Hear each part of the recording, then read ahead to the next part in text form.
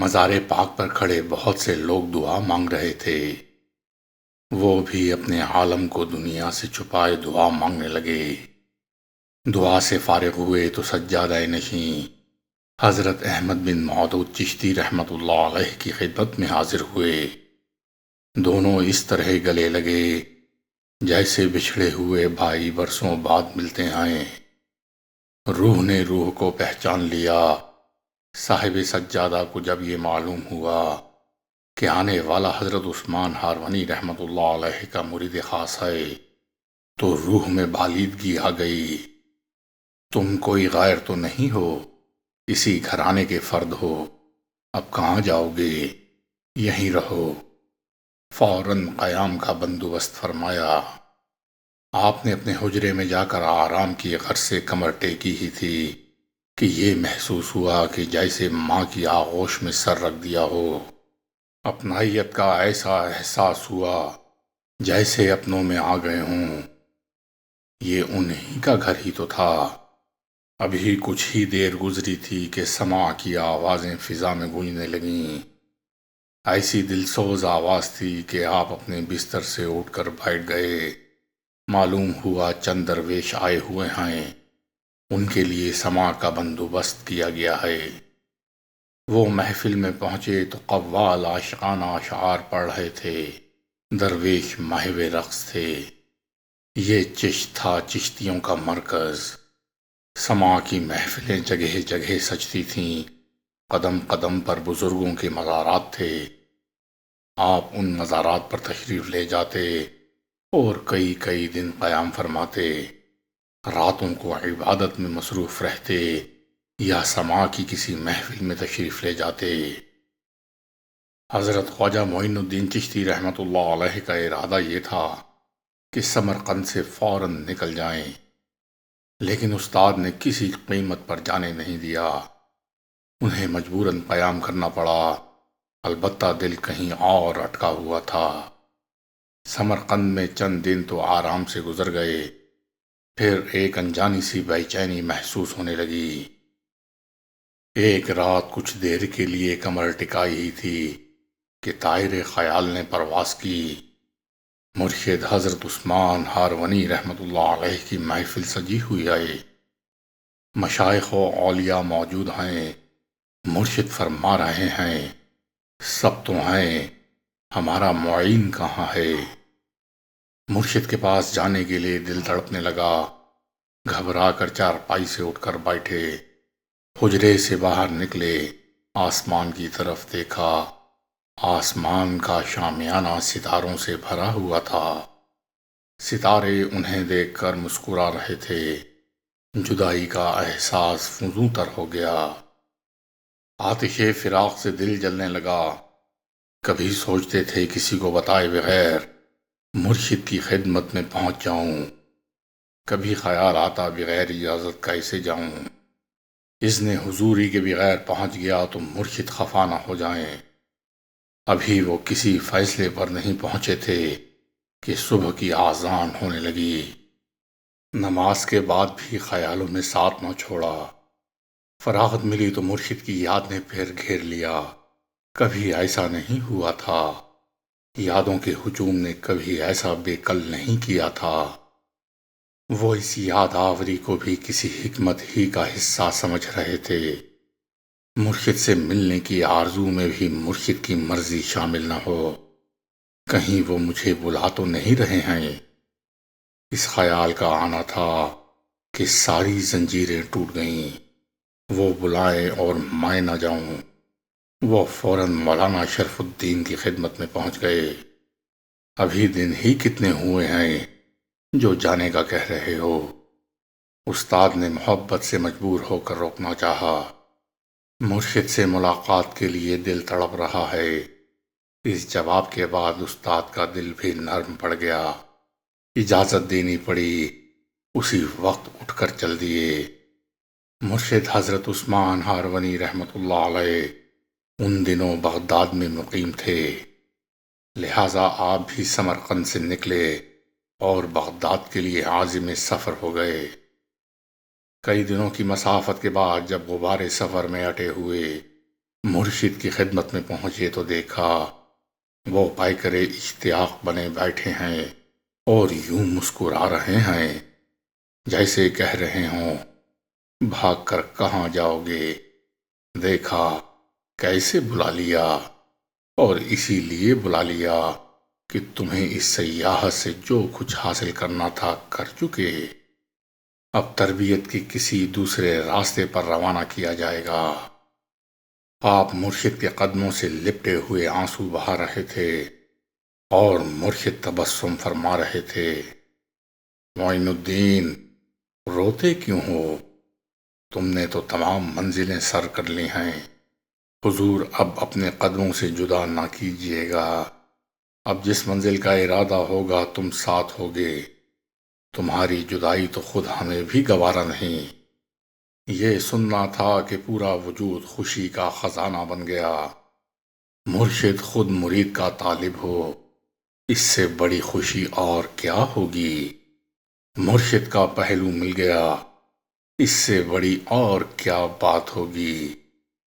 خدمت مرشد میں دن گزرنے لگے، عبادتوں کی لذت دو چند ہو گئی۔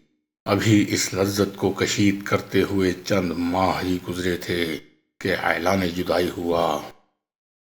ہمارا ارادہ سفر کا ہے، مرشد نے فرمایا اور کنکھیوں سے مرید خاص کی طرف دیکھا جن کے چہرے کا رنگ اس فرمان کے ساتھ ہی پیلا پڑ گیا تھا۔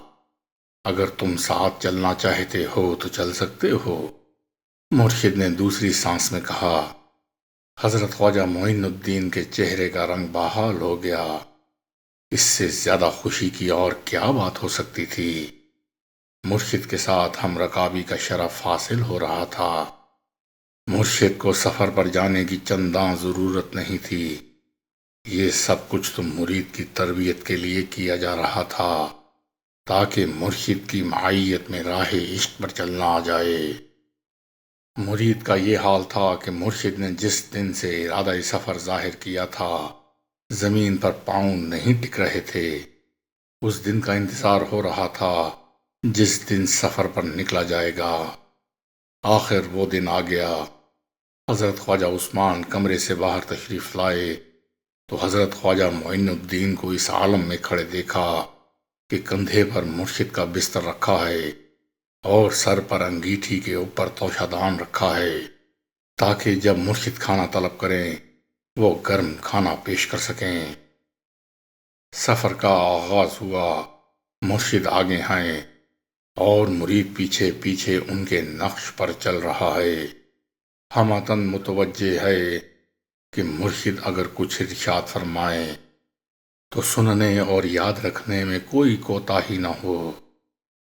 آپ محسوس کر رہے تھے کہ ایک ایک قدم پر آپ کے دل میں روحانی انقلاب برپا ہو رہا ہے۔ اس سے پہلے کسی سفر میں ایسا حال نہیں ہوا تھا۔ مرشد اقوال سے نواز رہے ہیں، حکایات سنا رہے ہیں، علم و معرفت کا سمندر موجزن ہے۔ سفر کیا ہے؟ چلتا پھرتا مکتب ہے۔ اس دو رکنی قافلے کا رخ مضافات بغداد کی طرف تھا جہاں انہیں اوش نامی شہر میں پہنچنا تھا۔ حضرت عثمان ہاروری نے پہلے ہی بتا دیا تھا کہ وہ اوش میں بہاؤالدین بختیار اوشی کی خانقاہ میں قیام کریں گے۔ چنانچہ اوش پہنچتے ہی اس خانقاہ کا رخ کیا۔ حضرت بہاؤالدین نہایت تپاک سے ملے اور دونوں بزرگ گفتگو میں مشغول ہو گئے۔ حضرت خواجہ معین الدین کسی شاگرد کی طرح خاموش بیٹھے تھے لیکن گفتگو کا ایک ایک لفظ کتاب دل میں محفوظ کرتے جا رہے تھے۔ آپ سمجھ گئے تھے کہ یہ سب باتیں مجھے تعلیم دینے کے لیے کی جا رہی ہیں۔ انہی اقوال صادق کو انہیں آئندہ عملی زندگی میں بروئے کار لانا ہے۔ اس خانقاہ میں جب تک قیام رہا باتوں کی بھیڑ لگتی رہی۔ دونوں بزرگ اپنے اپنے تجربات ایک دوسرے کو سناتے رہے۔ مقصود یہی تھا کہ ساتھ آنے والا شاگرد ان تجربات کو حفظ کر لے۔ اوش کے بعد اگلی منزل بدخشاں تھی۔ یہاں پہنچ کر ایک مسجد میں قیام کیا۔ تمہیں شاید معلوم نہ ہو ایک وقت وہ تھا جب میں سلوک کی مراحل طے کرتا ہوا اپنے مرشد کے ساتھ بدخشاں آیا تھا۔ آج میں مرشد ہوں اور تم میرے ساتھ آئے ہو۔ جن مقامات سے میں گزرا تھا آج تمہیں وہاں سے گزار رہا ہوں۔ چراغ سے چراغ اسی طرح روشن ہوتے ہیں۔ حضرت عثمان ہارونی نے فرمایا، کئی دنوں بعد یہ دونوں بزرگ دمشق پہنچے۔ دمشق اور اس کے مضافات میں ہزاروں کی تعداد میں انبیاء کرام کے مقدس مزارات تھے۔ لاتعداد اولیاء اللہ یہاں آسودہ خواب تھے۔ سب سے بڑھ کر یہ کہ حضرت عثمان ہارونی کے مرشد حضرت خواجہ شریف زندنی رحمت اللہ علیہ بھی اسی خاک میں سو رہے تھے۔ ان پاکیزہ ہستیوں کی زیارت کیے بغیر کیسے آگے بڑھ سکتے تھے؟ سب سے پہلے حضرت شریف زندنی کے مزار پر حاضری دی اور کئی دن وہاں بسر کیے۔ پھر مزاروں کی زیارات کا سلسلہ طول پکڑتا رہا۔ مدت قیام خاصی طویل ہو گئی۔ اس قیام نے آپ کو جن حقائق، مقامات، احوال اور درجات سے گزارا وہ کم نہیں تھے، لیکن سچ ہے کہ معرفت الہیہ کی کوئی انتہا نہیں۔ ہر پرواز کے بعد ایک اور پرواز کی تیاری ہوتی ہے۔ مرشد نے اپنے مریدوں کے پروں کی طاقت کا اندازہ لگا لیا تھا۔ معین الدین کل انشاءاللہ روانہ ہوں گے، جیسا آپ کا حکم۔ عشاء کی اذان ہوئی۔ دونوں بزرگ اٹھ کر مسجد کی طرف چل پڑے۔ نماز پڑھ کر قیام گاہ پر واپس آئے تو حضرت خواجہ معین الدین کے دل میں خیال آیا کہ مرشد نے یہ تو بتایا ہی نہیں کہ اگلی منزل کون سی ہے۔ پوچھنے کی ہمت تو تھی نہیں، راضی برضا ہو کر چپ ہو گئے۔ انہیں کیا معلوم کہ اگلی منزل سب منزلوں کی منزل ہے۔